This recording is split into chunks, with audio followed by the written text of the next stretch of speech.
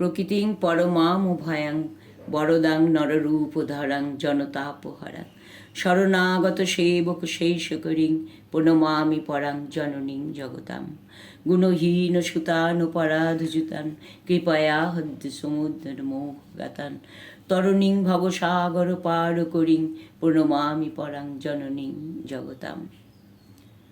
শারদাজ্যোতি অভিপাঠচক্র থেকে বলছি। আমাদের ছোটবেলা থেকে শিক্ষাটা খুব দুর্বল, তাই সন্তানদেরও দুর্বল শিক্ষায় আমরা শিক্ষিত করে ফেলি। তবে কিছু ব্যতিক্রমী শিক্ষাও আছে। একটি সুন্দর স্বচ্ছ উদার শিক্ষিত পরিবার পাওয়া খুবই কঠিন আজকের দিনে। সবাই ইউদুর দৌড়ে দৌড়াচ্ছি। লেখাপড়াটা একটা বিরাট অসুস্থ প্রতিযোগিতার মধ্যে চলছে। সবাই অর্থবান ও শিক্ষিত, কিন্তু কেউ কারোর জন্য দাঁড়াবার সময় নেই। সাধারণভাবে যখন কেউ আমাদের বলেন একটু সময় করে আসবেন, কিছু কাজ আছে, সবাই ভাগ করে আনন্দের সাথে করব, আমরা বলি সংসারের এত কাজ, সময় পাই না। যদিও আগের যৌথ পরিবার নেই, ওই ছোট্ট সংসারেও আমাদের আমি আর আমার এই দুটো শব্দের ধাক্কায় সব ধূলিসাৎ হয়ে যায়। ভেতরের ঐশ্বর্য নেই বলে আমাদের ঘর বাড়ি এবং নিজেকেও এত সাজিয়ে গুছিয়ে রাখতে হয়। তবে ব্যতিক্রমী আছেন নিশ্চয়ই, যাদের ভিতর বাহির এবং অন্তর দুটোই কিছুটা ঐশ্বর্যমণ্ডিত। আমরা তাদের প্রশংসা করি, কিন্তু নিজের গণ্ডির বাইরে গিয়ে তাদের হাত ধরতে পারি না।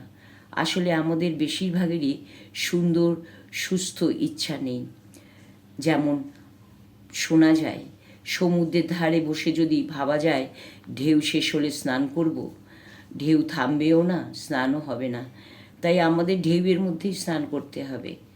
কিন্তু আমরা 50-60 বৎসর বয়সেও আমাদের ভোগ বিলাসিতায় ও অহংকারের জন্য আমরা ভাবি আমাদের ছেলে মেয়ে গাড়ি বাড়ি সব আছে, আমরা নিজের মতো করে ঘরে বসে নিজের সুযোগ সুবিধে মতো মাকে ডাকবো। কারণ সঙ্গ করতে হলে ডিসিপ্লিন মানতে হয়, সবার সাথে মানিয়ে চলতে হয়। এটা একটা বিরাট সহমর্মিতার জায়গা।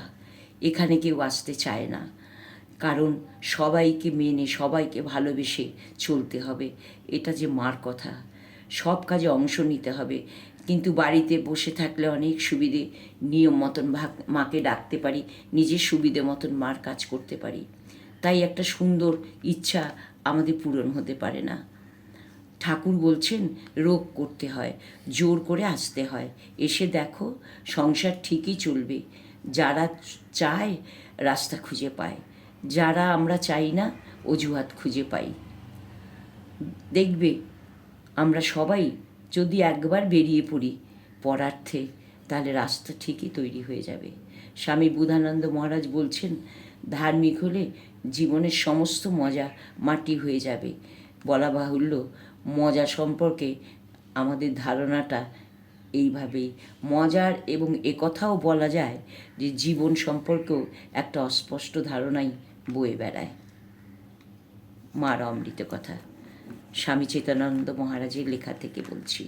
স্বামী চেতনানন্দ মহারাজ বলছেন, শ্রীমা শারদার স্বরূপ জানার উদ্দেশ্যে আমি একবার মায়ের শিষ্য ও সেবক স্বামী ঈশানানন্দকে জিজ্ঞাসা করেছিলাম, মহারাজ, আপনি মায়ের সঙ্গে প্রায় 11 বছর ছিলেন। আপনি বলুন তো, আমাদের বাড়িতে মা, বোন, মাসি, পিসি, মামি প্রভৃতি যে নারীরা আছেন, তাদের সঙ্গে শ্রীশ্রীমায়ের পার্থক্য কোথায়? বরদা মহারাজ একটু চুপ করে বললেন, তুমি কোনো মানুষ দেখেছ যে একেবারে বাসনাশূন্য? শ্রীমা ছিলেন সম্পূর্ণ বাসনাহীন। দেখো, মানুষ মাত্রই কোনো না কোনো বাসনার অধীন, একমাত্র ভগবানই বাসনামুক্ত। শ্রীমা ছিলেন স্বয়ং দেবী ভগবতী। অন্যান্য নারীর সঙ্গে শ্রীমায়ের পার্থক্য প্রসঙ্গে মায়ের শিষ্য স্বামী সিদ্ধানন্দ মহারাজ বলেন, মাকে আমি নিজে একটা নাম দিয়েছি, গণ্ডি ভাঙা মা। আর যেসব মা দেখি তাদের একটি গণ্ডি আছে, তাদের স্নেহ কেবল নিজের সন্তানই আবদ্ধ। কিন্তু এই যে মা, ইনি জগতের মা, এই দৃষ্টান্তটি অতি মূল্যবান। যেমন রামের মা, রামের অসুখ হলে কষ্ট পান, শ্যামের মা তা অনুভব করেন না। আবার শ্যামের অসুখ হলে শ্যামের মা কষ্ট পান, রামের মা তা বোধ করেন না। কারণ রামের মা ও শ্যামের মা মনে করেন আমাদের নিজেদের সন্তানরা আমাদের দেহ থেকে বেরিয়েছে, তাই তাদের প্রতি ওই মায়ের অত্যন্ত টান বা আসক্তি জড়িয়ে থাকে। কিন্তু শ্রীমা হচ্ছেন বিশ্বজননী। তিনি দেখছেন রাম, শ্যাম, অনিতা, সবিতা, মার্থা, মেরি, জন, জ্যাক, আমজাদ, আবদুল্লাহ, সফিয়া, হাসিনা প্রভৃতি জগতের সব নরনারী, এমনকি পশু পক্ষী, কীটপতঙ্গ তার অঙ্গ থেকে বেরিয়েছে। তাই সকলের প্রতি তার অনন্ত ভালোবাসা, করুণা ও মমতা। পাশ্চাত্যের অনেক নারী তাদের নানাবিধ সমস্যা নিয়ে যখন আসেন, আমি তাদের বলি, আপনারা কটা সমস্যা আছে? শ্রীমায়ের জীবনী পড়ুন, তাহলে দেখতে পাবেন তিনি প্রতিদিন কত সমস্যার সম্মুখীন হয়েছেন এবং কিভাবে তাদের সমাধান করেছেন। মায়ের অগণিত সমস্যার তুলনায় আপনার একটা দুটো সমস্যা কিছুই নয়। আপনি শুধু নিজের সংসারের সমস্যা দেখছেন, আর মা বহু সংসারের, বহু সন্তানদের সমস্যা সমাধান করতেন। তিনি নিজে দুঃখ, কষ্ট, রোগশোক ভোগ করেছেন, আত্মীয় স্বজনদের কাছ থেকে লাঞ্ছনা গঞ্জনা পেয়েছেন, নিজের ভাইদের ও তাদের পরিবারবর্গের স্বার্থপরতা, লোভ, পাগলামি মুখ বুজে সহ্য করেছেন। আমাদের মায়ের কাছ থেকে শিখতে হবে কিভাবে তিনি প্রেম, প্রীতি, দয়া, ক্ষমা, ধৈর্য ও সহিষ্ণুতার দ্বারা মানব জীবনের সব সমস্যার সমাধান করেছেন। আমাদেরও তাই মায়ের আঁচলের তলায় আশ্রয় নিতে হবে যদি আমরা শান্তি পেতে চাই।